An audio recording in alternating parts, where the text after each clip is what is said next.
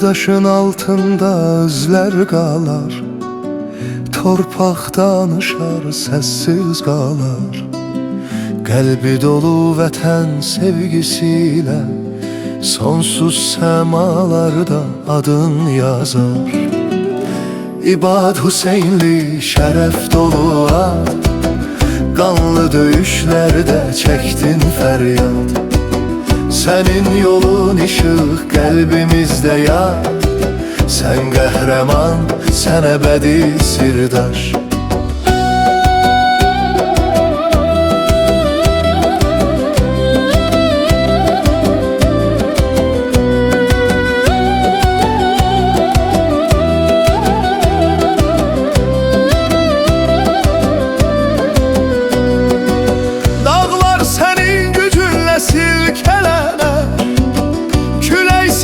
Nəfəsinlə dillənər, yollar sənə bağlı, zaman sənə məğlub. Tarix səni qəlbində saxlayar.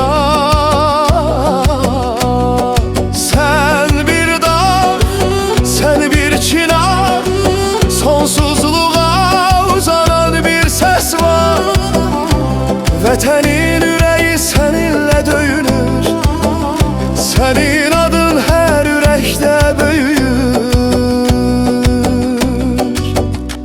İbad Hüseynli şərəf dolu ad, qanlı döyüşlərdə çəkdin fəryad.